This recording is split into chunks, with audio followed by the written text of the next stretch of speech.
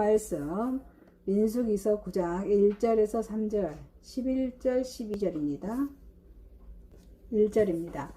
애굽 땅에서 나온 다음 해 첫째 달에 여호와께서 시내 광야에서 모세에게 말씀하여 이르시되 이스라엘 자손에게 유월절을 그 정한 기일에 지키게 하라.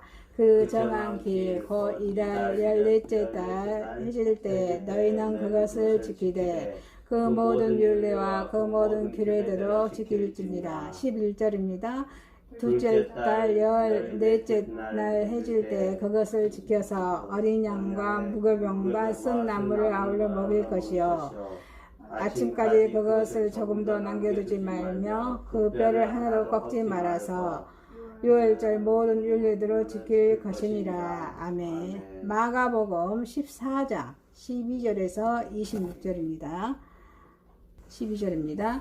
무교절의 첫날 그 유월절 양 잡는 날에 제자들이 예수께 여짜오되 우리가 어디로 가서 선생님께서 유월절 음식을 잡수시게 준비하기를 원하시나이까 하매 예수께서 제자 중에 둘을 보내시며 이르시되 성내로 들어가라. 그리하면 물 한 동이를 가지고 가는 사람을 만나리니 그를 따라가서 어디든지 그가 들어가는 그 집 주인에게 이르되 선생님의 말씀이 내가 내 제자들과 함께 유월절 음식을 먹을 나의 객실이 어디 있느냐 하시더라 하라.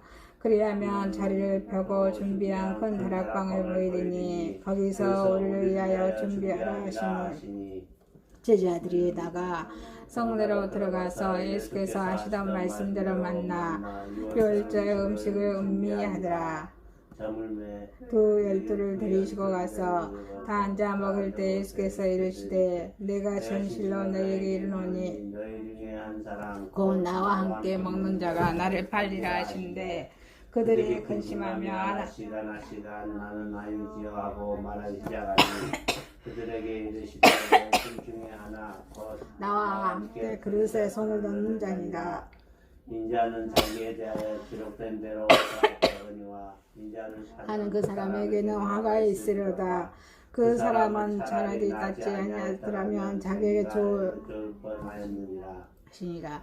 그들이 먹을 때 예수께서 떡으로 가지사 축복하시고 떼어 제자들에게 주시며 이르시되 받으라 이것은 내 몸이라 하시고 또 잔을 가지사 감사기도 하시고 그들에게 주시니 다 이를 마시매 이르시되 이것은 많은 사람을 위하여 흘리는 나의 피 곧 언약의 피니라. 진실로 너에게 이르노니 내가 포도나무에서 난 것을 하나님 나라에서 새 것으로 마시는 날까지 다시는 마시지 아니하리라 하시니라. 이에 그들이 찬미하고 감난산으로 가니라. 아멘. 고린도전서 5장 6절에서 8절입니다. 6절입니다. 너희가 자랑하는 것이 옳지 아니하도다. 적은 누룩이 온 덩어리에 퍼지는 것을 알지 못하느냐. 너희는 누룩 없는 자인데 새 덩어리가 되기 위하여 묵은 누룩을 내버리라. 우리가 유월절 양 곧 그리스도께서 희생되셨느니라. 이러므로 우리가 명절을 지키되 묵은 누룩으로도 말고 악하고 악에 찬 누룩으로도 말고 누룩이 없이 오직 순전함과 진실함의 떡으로 하자. 아멘. 본문 말씀 민수기서 9장 1절에서 3절, 11절, 12절, 마가복음 14장 12절에서 26절, 고린도전서 5장 6절에서 8절 말씀으로 제목을 배반자란 제목으로 은혜를 받고자 하겠습니다. 첫 번째, 배반자가 아닌가? 부정한 자의 탄원입니다. 배반자가 아닌가? 부정한 자의 탄원입니다. 이 본문에서 이스라엘이 애굽에서의 재앙으로부터 보호받고 그런 출애굽한 사실을 기념하기 위해서 주어진 유월절의 절기는 이스라엘의 가장 커다란 그런 축제입니다. 그리고 어느 누구도 소홀히 하거나 빠져서는 안 되는 하나의 의무였습니다. 이스라엘 중에 유월절을 지키지 못하면 그 누구라도 이스라엘에서 끊어짐을 당했습니다. 그래서 이 유월절은 가장 엄숙하고 정결하게 지켜져야 했습니다. 그런데 이 본문에서 보면은 피치 못할 사정으로 인해서 유월절 절기를 그 직전에 부정함을 입고 유월절 참여지 못하는 자녀들이 그 자신들의 처지를 하소연하는 그런 장면이 나옵니다. 그러면 과연 이들 역시 이스라엘에게서 끊어짐을 당하게 될까요? 자, 봅시다. 배반자가 아닌가? 부정한 자들의 탄원입니다. 배반자가 아닌가? 부정한 자의 탄원의 대상입니다. 이 부정한 자들은 시체로 인해서 부정함을 입은 자들이 찾아간 사람은 누구입니까? 실제로 보니까 이 부정한 자들은 시체를 만짐으로 그 하나님의 종 모세를 찾았습니다.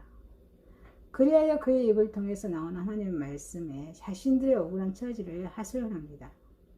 이처럼 우리도 어려움을 당하거나 억울한 일을 당할 때 하나님께 의뢰해야 될 줄 믿습니다.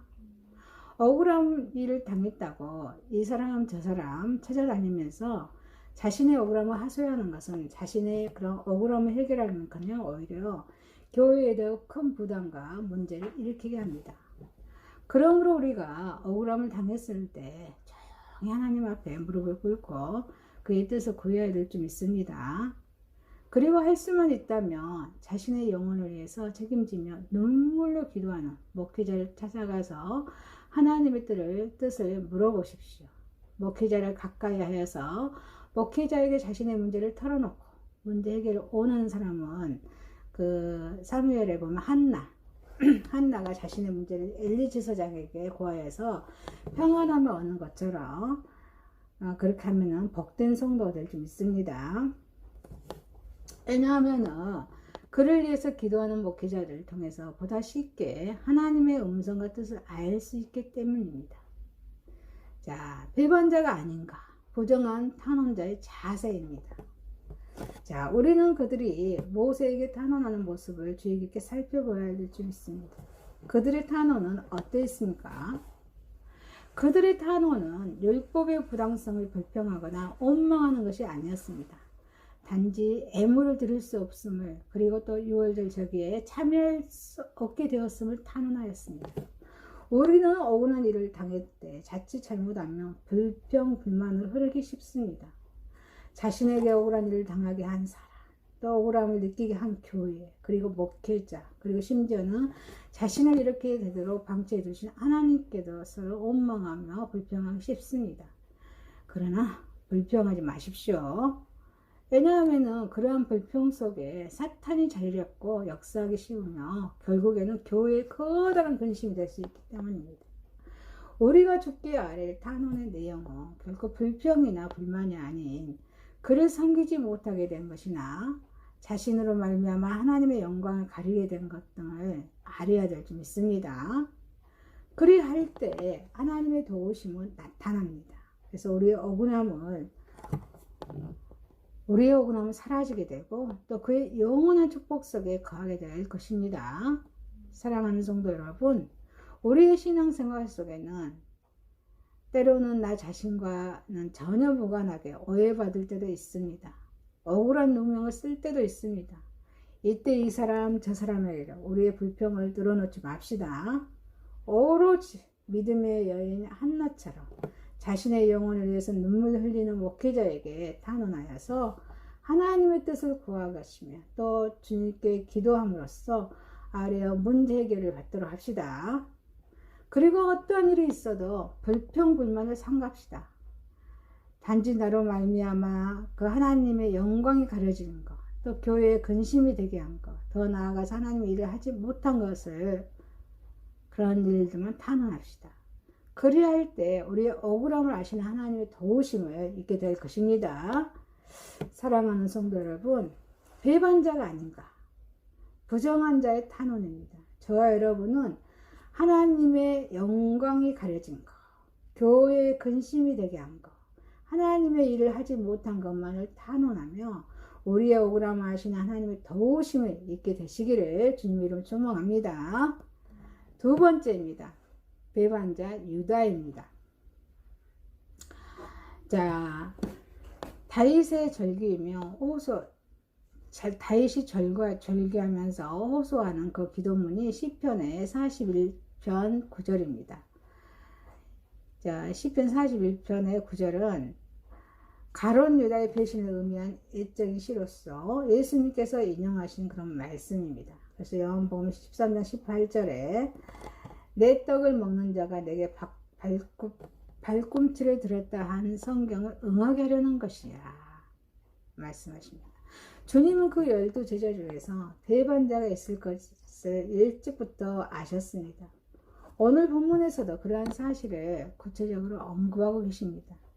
그러면 주님의 12 제자 중에서 왜 이런 배반자가 나와야 했습니까?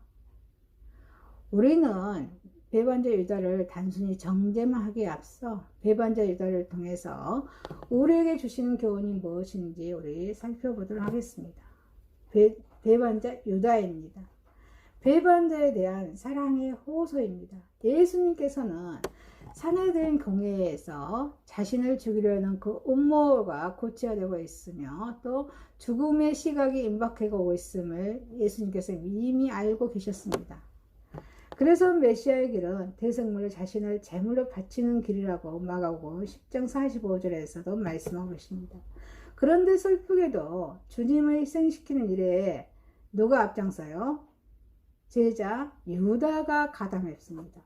이 얼마나 가슴 아픈 일입니까? 유다가 거기에 가담하지 않아도 주님은 성경대로 이사야서 53장 그 말씀대로 그의 사역을 이루어졌을 것입니다. 주님은 유다를 보시면서 마지막 순간까지도 인내하시면서 깨우치려 하셨습니다. 배반자에 대한 사랑의 호소입니다. 자신이 인류의 메시아심을 다시 깨우쳐 주십니다. 주님은 최후로 가룟 유다에게 자신의 메시아임을 믿게 하고자 하셨습니다. 당신으로 말미암아 실족하지 않기를 바라셨습니다. 그래서 최후 만찬석에서 일부러 유다가 듣도록 주의를 환기시켰습니다. 그래서 18절에 내가 진실로 너희에게 이르노니 너희 중에 한 사람 곧 나와 함께 먹는 자가 나를 팔리라.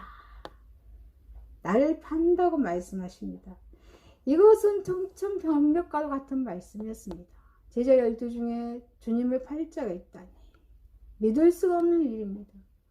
다른 사람은 몰라도 스승을 사내들은 공회의 대제사장들에게 팔기도 한 사람이 제자들 중에 있다니 정말 믿지 않는 사실입니다. 그런데 유다는 이러한 주님의 경고성 말씀을 듣고도 자신이 잘못된 생각을 고쳐야 했습니다. 어떻게 주님이 나의 배반을 아셨을까? 유다는 이러한 생각이라도 깊게 했더라면 그분이 메시아예요. 그 하나님의 아들이심을 믿게 되었을 것입니다. 은밀한 중에 행하는 사람의 중심을 아시는 이가 하나님의 누가 계십니까?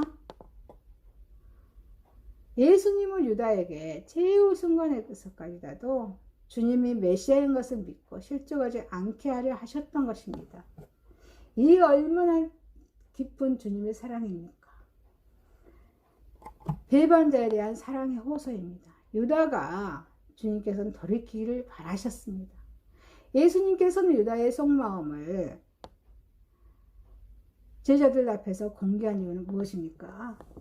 다른 제자들이 눈치채지 못하게 유다의 생각을 드러내신 이유가 무엇이었을까요? 그것은 유다가 최후 순간에서라도 회개하기를 바라신 것입니다. 돌이키기를 바라신 것입니다. 주님은 유다의 행위를 강제로 중단시키려 하지 않으셨습니다. 스스로 돌이키기를 기다렸습니다. 하나님은 인간의 의사를 존중하시고 또 무슨 일이나 자원하는 심정으로 결단하기를 기뻐하십니다. 또한 배반자가 가룟 유다임을 알고 계시면서도 구체적으로 밝히지 않으신 것은 다른 제자들과 유다의 관계를 생각해서입니다. 유다가 배신자라는 것을 알면 불같은 성격의 제자들의 행동은 막을 수가 없었을 것입니다. 유다는 이러한 주님의 사랑의 호소를 깨달았어야 했습니다. 그가 돌아오기를 바라시고 있는 우리 주님의 간절한 그런 사랑의 호소를 들어야 했습니다. 주님의 사랑의 호소는 오늘도 현대인들의 귓전에 지금 저 여러분의 귓전에 맴돌고 있습니다. 우리는 그 음성을 들어야 할 줄 믿습니다. 그리고 돌이켜야 합니다. 구원의 음성이 언제까지나 계속해서 들려지는 것은 아닙니다. 자, 우리 배반자 유다를 통한 교훈이 있습니다. 배반자 유다의 행위는 신실한 다른 11 제자들의 못지않게 우리에게 주는 교훈이 큽니다. 성도들에게 자기 성찰의 기회를 부여해 줍니다. 주님께서는 제자들 중에서 자신의 팔자가 있다고 하시자 제자들은 모두 놀라면서 내가 아닌가? 라고 하며 근심스러운 반문을 합니다. 이런 반응은 비록 그들이 순간적일 수 있으나 자신들의 믿음과 행위를 돌아보게 합니다. 있을 수 없는 일이 분명코 그들 중에 하나로부터 일어난다는 사실은 두려운 일이 아닙니까? 때문에 우리는 첫째로 자신의 믿음을 과시해서는 안 된다는 것입니다. 섰다고 할 때 넘어질까 조심해야 한다고 고린도전서 10장 12절에 말씀하고 계십니다.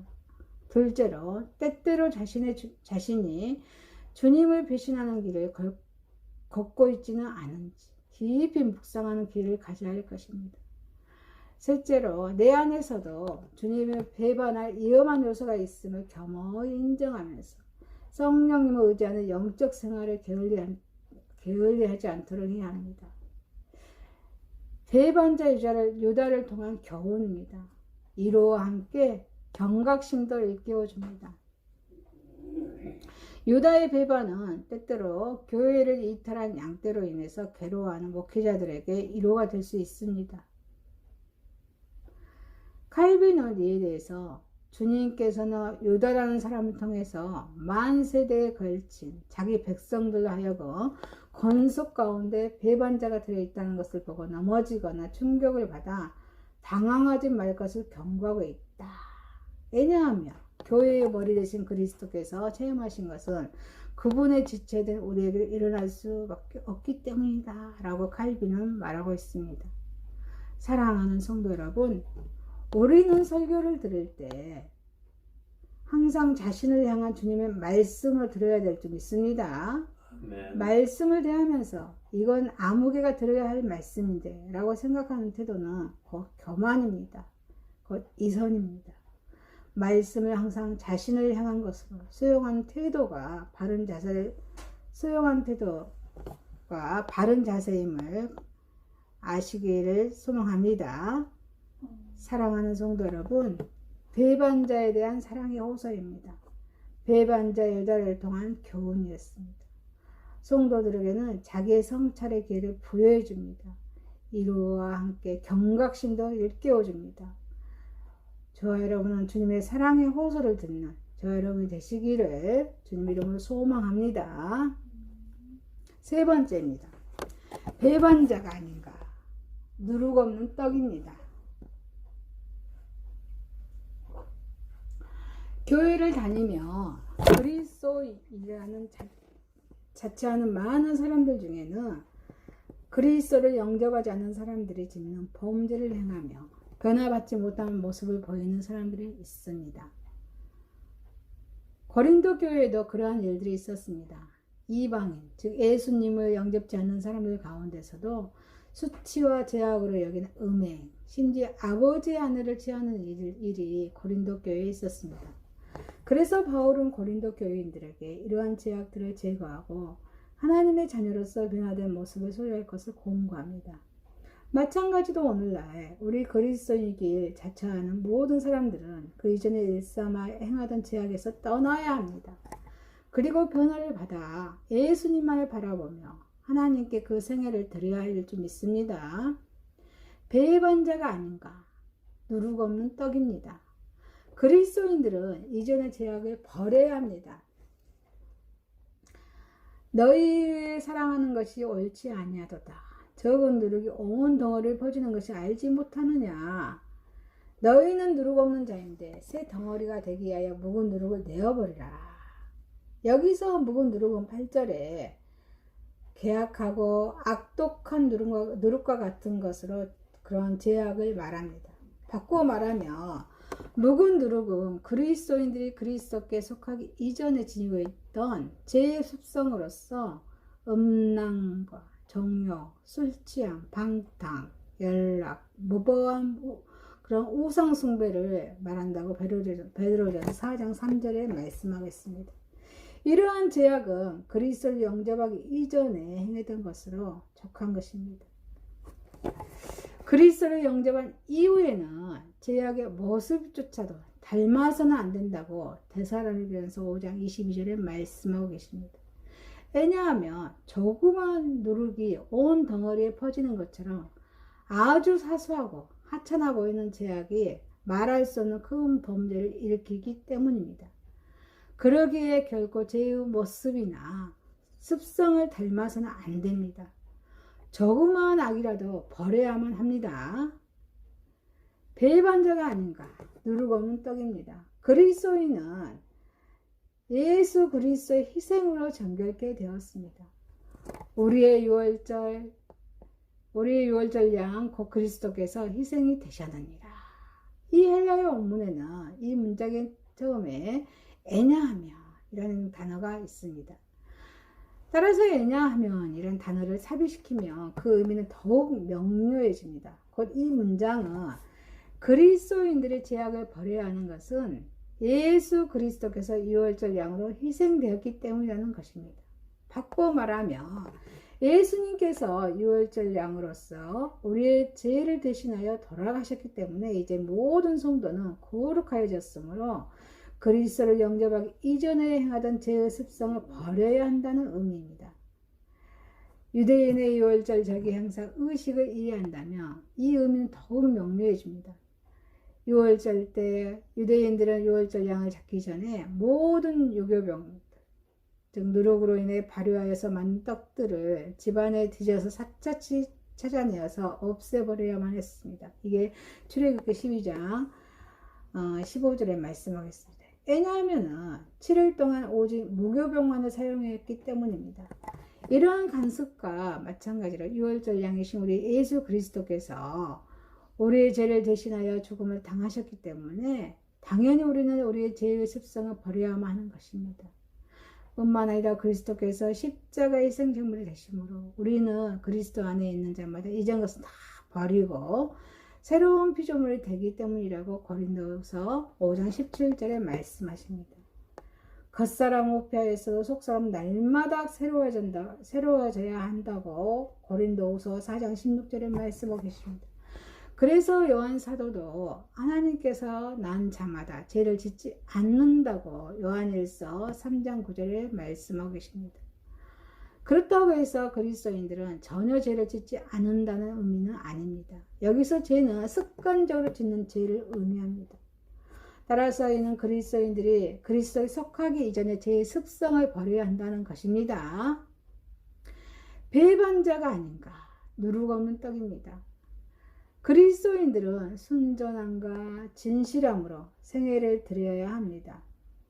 이러므로 우리가 명절을 지키되 묵은 누룩도 말고 계약하고 학독한 누룩도 말고 오직 순전함과 진실함의 누룩 없는 떡으로 하자. 여기서 말하는 명절은 유대인의 그런 유월절을 말하는 것도 주님의 성만찬을 의미하는 것도 아닙니다. 여기서 말하는 명절은 하나님께 바쳐진 시간을 의미하는 것입니다. 그래서 명절을 지키라고 하는 것은 그리스도인의 전 생애가 거룩한 명절처럼 하나님께 드려지게 하라는 것입니다. 그러기에 우리 그리스도인들은 당시의 유대인들이 유월절을 거룩하게 지키며 하나님께 드린 것처럼 전 생애를 하나님께 드려야 합니다. 그 생애를 드리는 방법은 두 가지였습니다. 하나는 순전함이었습니다. 그리고 또 하나는 진실함이었습니다. 순전함은 어떠한 불순물도 섞이지 않는 순수성으로 동기의 순수성을 의미합니다. 또 진실함은 구체적인 의미에서 진리에 대해서 응답하는 내적인 상태로 하나님의 법과 속성에 순응하는 그런 도덕적인 상태를 말합니다. 다시 말해서 진실함은 진리에 대해 응답하는 그런 행위의 순수함을 말합니다. 그래서 모든 그리스도인들은 자신의 전 생애를 동기의 순수함과 거짓이 없는 모습으로 하나님께 드려야 합니다. 사랑하는 성도 여러분, 배반자가 아닌가, 누룩 없는 떡입니다. 그리스도인들은 이전의 죄악을 버려야 합니다. 그리스도인은 예수 그리스도의 희생으로 정결케 되었습니다. 그리스도인들은 순전함과 진실함으로 전 생애를 드리는 저와 여러분이 되시기를 소망합니다. 말씀을 마치겠습니다. 배반자가 아닌가. 부정한 자의 탄원이었습니다. 배반자 유다였습니다. 배반자가 아닌가. 누르금 떡입니다. 기도드리겠습니다. 사랑의 하나님 아버지, 하나님의 영광에 가려진 것, 교회 근심이 되게 한 것, 하나님의 일을 하지 못한 것을 탄원하며 우리의 억울함하신 하나님의 도우심을 잊게 하옵소서. 주님 앞에 배반자가 아닌가, 자기 성찰의 길을 갖게 하옵소서. 주님의 이루와 함께 경각심도 일깨워주시는 우리 주님, 우리의 사랑에 주님의 사랑의 호소를 듣게 하옵소서. 그리스도인으로서 이전의 죄악을 버리게 하옵소서. 그리스도인으로 예수 그리스도의 희생으로 정결케 되매 감사하게 하옵소서. 그리스도인으로 순전함과 진실함으로 주님께 생애를 드려지게 하옵소서. 예수님의 이름으로 기도드려옵나이다. 아멘.